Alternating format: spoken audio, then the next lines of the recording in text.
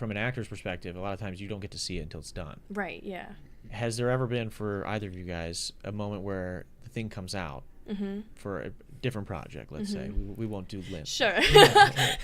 For a different project, and you're like, they use that take. Absolutely. Yes. Are you kidding me? every Absolutely. time. You got any good? What's like a good story? I mean, if you don't want to name them, you don't have to name them. But if you want to name them, maybe that's more fun. Let's ruin my career Yeah. right Oh my now. gosh. Yes. Let's react to it right now. Oh Pull it my up. goodness. What do you think? Pull up What do you the think? video. I would say when it comes to like watching a project and being like disappointed in a sense, I think all of us can agree there are definitely certain takes or a certain vision when you're making a project that you're like, I envision it to look this way or sound this way, and then something might happen in the edit and you're like, oh well, all of the audio got corrupted, so we just have to re-record everything, and it's just, no matter what you do, it's just gonna sound like shit. Yeah. So there are some things that are 100% out of your control that you're just like, we all got to take this L.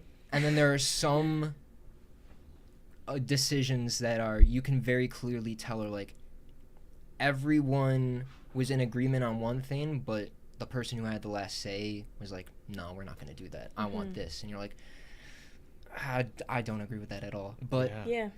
Dude, that's gotta be so tough as an actor. I Oh, can't for imagine. sure. I'm a control freak, right? So I want to have control over everything that I do creatively, at least to an extent. And I love collaborating with people too. Like, don't get me wrong, but like if I'm putting my name on something, and it's hard as an actor because you're putting your name on it, but it's in a different context than that the director is.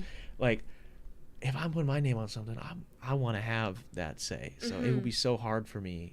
I can't imagine. Like, I empathize with the fact that you have to just like trust. Right. Especially on the come up, right? It's different when you're a come up SoundCloud rapper, right?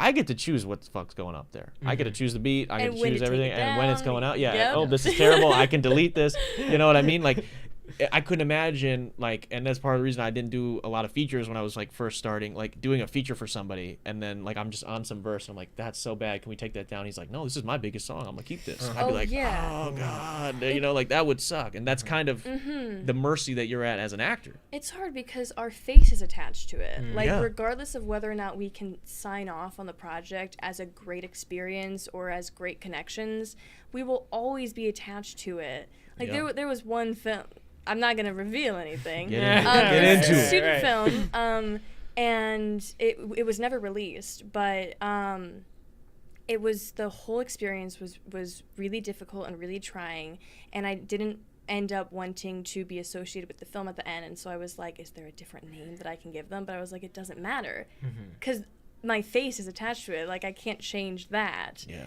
You could just lie, be like, it's deep fake, it's technology, bro. Long lost twin. This student who was filmmaker there. figured it out. He figured out deep fake 3 years before it was big. I do. Can you take my face off the poster, please? Yes. Just cut it. Yeah. Little tiny in the corner. Just John Boyega me. Yeah. No. Yeah. I love the filmmaking process as a whole. And I've jumped around as various crew positions on a set, and ultimately what I would love to do is be an actor producer, because you do get to see the whole editing process. Yeah. And I love sitting in the editing room and watching it come together, So much because fun. you gain a lot of like respect and information as an actor if you're in the editing room and you see why things make it on the chopping floor, and you're like, yeah, that scene does need to be shorter beat wise, and it does need to like the breath needs to be taken out of it. And so I loved being incorporated into that to learn how everything happens.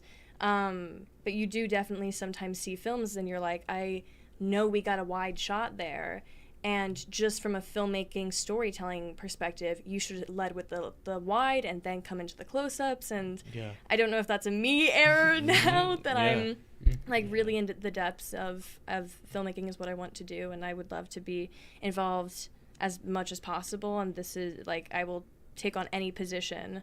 As a director, Yeah, I mean, do you ever sit there and you're like, oh, this is a pretty good take, dude, but she's gonna be pissed that I cut this one. Yeah. She's gonna be pissed that I cut this one, but it's just time-wise, it's not gonna Well, happen. I know you kind of said that with his monologue. With the monologue and everything. Yeah, I mean, I think sometimes too, it's just like you guys mentioned. I think for me personally, like it usually, a lot of the times where I have to make those compromises, is just because like, man, what I was trying to do just did not work out. Like blocking, framing wise and stuff.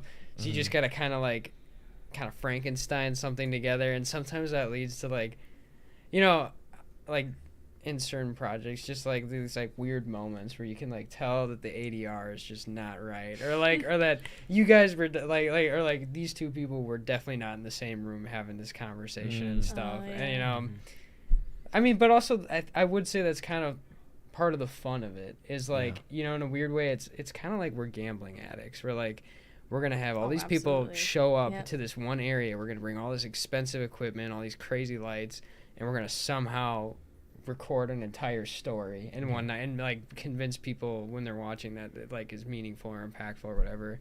And yeah, It is a lot like hitting a jackpot. It is, honestly. yeah, and when it works, oh It my God, works. best Yeah. feeling in Yeah. the world, Works. best feeling Yeah. in the world. And you could share it with people. Everyone loves watching movies. Yeah.